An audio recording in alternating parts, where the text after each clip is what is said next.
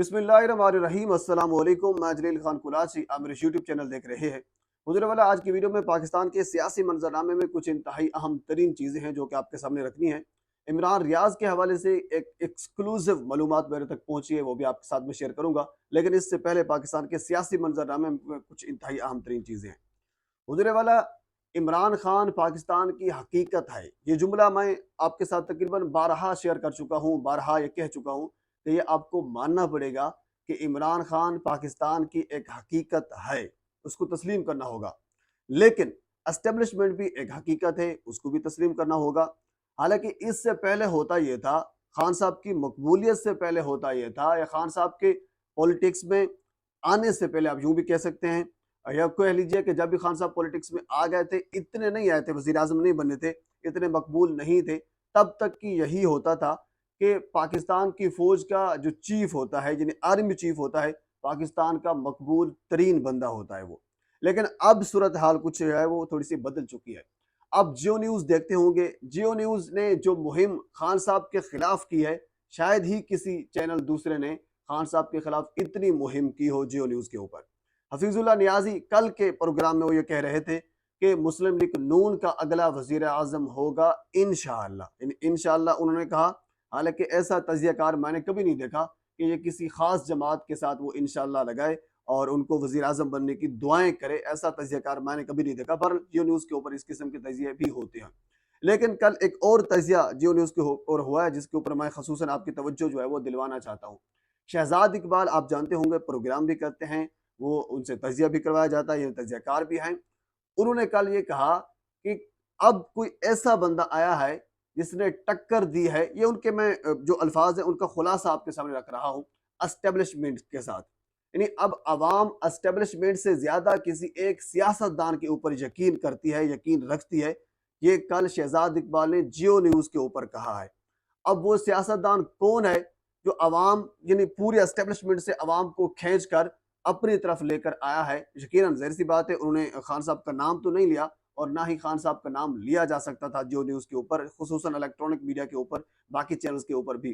तो वो जनाब अली इमरान खान का नाम ही ले रहे थे कि अब एस्टेब्लिशमेंट के ऊपर लोग इतना यकीन नहीं करते जितना यकीन एक सियासतदान यानी इमरान खान के ऊपर करते हैं। ये जियो न्यूज़ के ऊपर कल की बात हो रही थी। क्योंकि मैंने शुरू में आपसे ये कहा कि एक हकीकत है पाकिस्तान की खान साहब, और एक हकीकत एस्टेब्लिशमेंट भी है।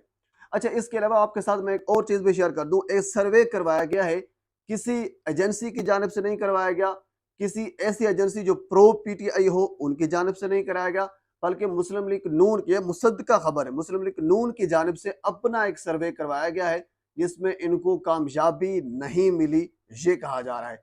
अब इनको कामयाबी नहीं मिली तो यकीनन कामयाबी किसको मिली होगी? अंडरस्टूड इमरान खान को कामयाबी मिली है, ये मुस्लिम लीग नून का अपना सर्वे बता रहा है। अच्छा, थोड़ा सा हम आगे चलते हैं।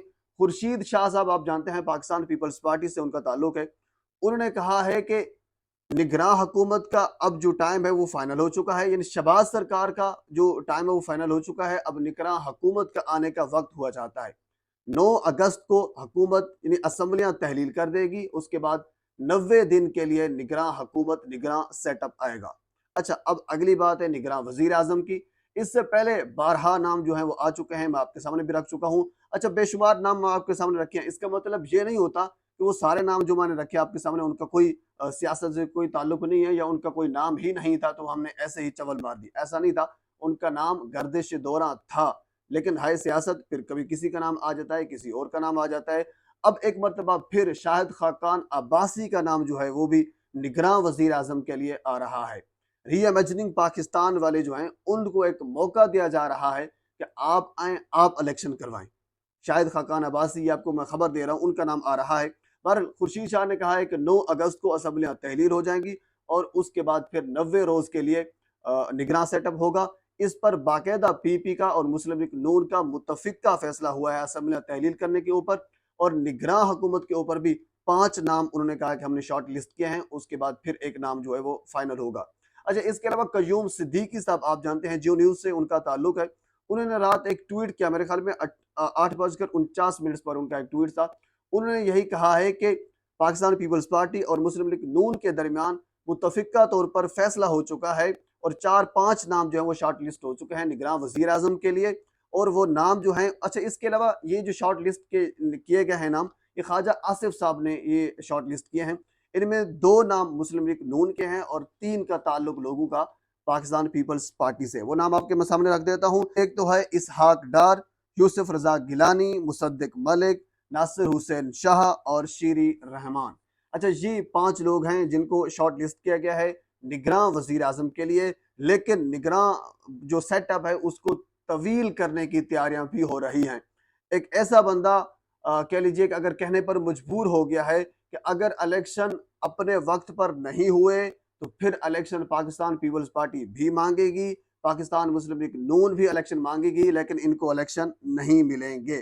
حسین حقانی جیسا بندہ اگر یہ کہنے پر مجبور ہو جائے کہ اگر الیکشن نہیں ہوتے تو پھر الیکشن کبھی نہیں ہوتے، یہ بہت بڑی بات ہے۔ یعنی کہنے کا مطلب یہ ہے کہ اب یہ ہوا چل پڑی ہے اور لوگ اچھا ایون کہ یہ چیز پی ڈی ایم کو بھی پتا ہے کہ اگر اب الیکشن نہیں ہوئے تو پھر الیکشن کبھی نہیں ہوں گے، اور پھر الیکشن لانا بہت بڑی بات ہوگی۔ اگر یعنی اس بغض میں عمران خان نہ آ جائے، ہم اس بغض میں الیکشن نہ کروائیں تو پھر الیکشن کروانا بہت مشکل ہو جائے گا۔ اچھا اب ہم آ جاتے ہیں عمران ریاض کے حوالے سے۔ علی محمد خان آپ کو پتا ہے کہ وہ رہا ہو چکے ہیں، ان کی ویڈیوز میں نے اپنے یوٹیوب چینل پہ اوپر لگائی تھی۔ شہریار افریدی وہ بھی رہا ہو چکے ہیں۔ اب باری جو ہے وہ ہے عمران ریاض کی۔ عمران ریاض تقریباً اس وقت جو ہیں 80 کے قریب دن ان کو ہو چکے ہیں لاپتہ ہوئے کہ وہ ابھی تک ان کا کوئی نہیں پتا کہ وہ کہاں پہ ہیں۔ تمام اداروں نے عدالت میں جا کر یہ کہا تھا کہ وہ ہمارے پاس موجود نہیں ہے، ان کی کسٹڈی ہمارے پاس نہیں ہے۔ بہرحال اب وہ کس کے پاس ہے لیکن یہ نہیں پتا۔ ان کے قریبی دوست اور ان کے بڑے اچھے وکیل ہیں، بڑے اچھے دوست بھی ہیں، میاں علی اشفاق صاحب، انہوں نے یہ کہا ہے کہ اب ان کی سیف جو ان کی رہائی ہے وہ ہونے والی ہے۔ یعنی ان کی ایک تو اللہ معاف کرے کہہ لیجیے کہ رہائی تو ہوگی، لیکن اگر وہ سیف نہ ہو تو پھر وہ عجیب قسم کی ہوگی۔ بہرحال انہوں نے ایک باقاعدہ طور پر یہ کہا ہے کہ اب ان کی سیف یعنی صحیح سلامت وہ رہا ہونے والے ہیں۔ یہ باقاعدہ طور پر کہا جا رہا ہے کہ علی محمد خان کے بعد اور شہریار افریدی کے بعد اب باری عمران ریاض کی ہے، یعنی عمران ریاض جو ہے وہ بھی جلد رہا ہو جائیں گی۔